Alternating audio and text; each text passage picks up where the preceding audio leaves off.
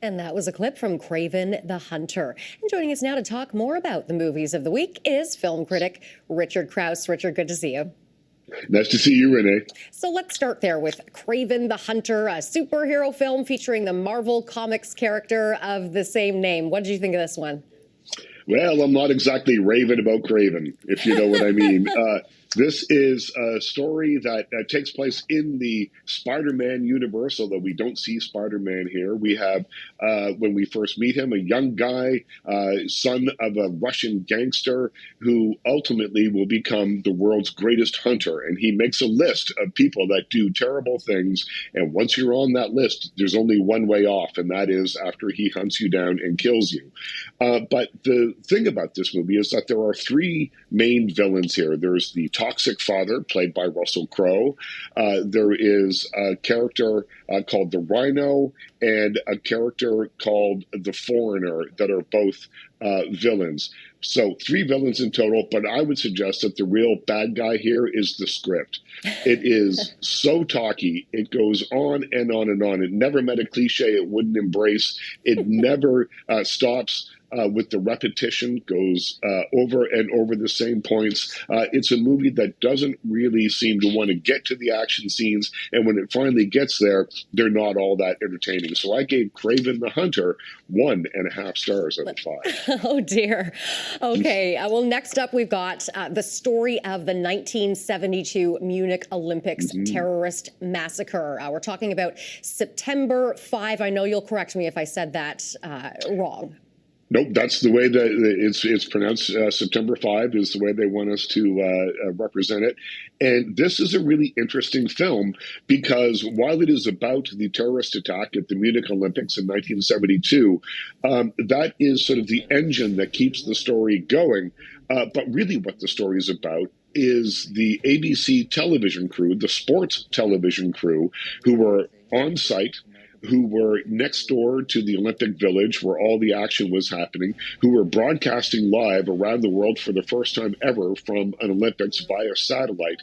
And they happened to have a bird's eye seat to the action because they were next door to where it was happening. So they roll out a huge pedestal television camera that you would see in 1972. The thing was as big as a Buick.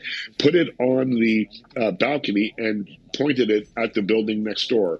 And what this raises are all these ethical questions because it's the first time that any sort of terrorism had been broadcast live on television. They have to figure out, well, what happens if someone is executed live on television? Do we show that? What is the public's right to know versus the safety of the people that are being held? By showing this footage of this building and the police activity around the building, are we tipping off the terrorists as to how the police might be planning to break in and take over the building, take it back from the terrorists? So all sorts of interesting ethical questions about how to cover breaking news are raised in a movie that I would say is about 90% inside a television control room. So you don't really see all the stuff that's happening around them, but you see the thought process about figuring out what we should see and what we shouldn't see. It's fascinating stuff. It's called September 5. I gave it 4 out of 5 stars, and it's in theaters right now. Oh, sounds fascinating. All right, next we have, I guess you could call this a prequel to the Lord of the Rings trilogy. Yep. It is called Lord of the Rings, The War of Rohirrim? Did I say that right? Rohirrim. Oh, okay. Rohirrim. Yeah. I had to look that one up too. So it's a little different from the Lord of the Rings movies that we're used to, the big Peter Jackson epics that we know and many people love so much. The spirit of those is brought forward here. But this story happens about 183 years before the events of the films.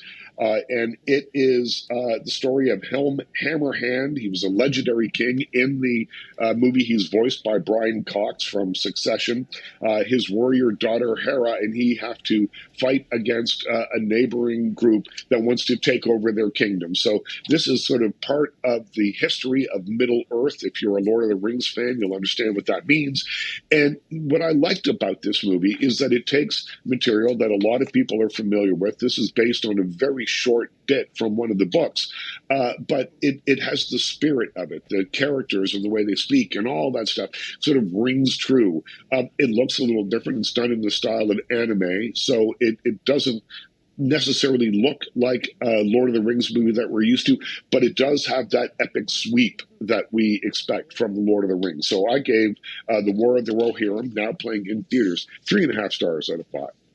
All right, fantastic. We'll have to leave it there. Richard, thank you, as always, for being here with us. Thank you.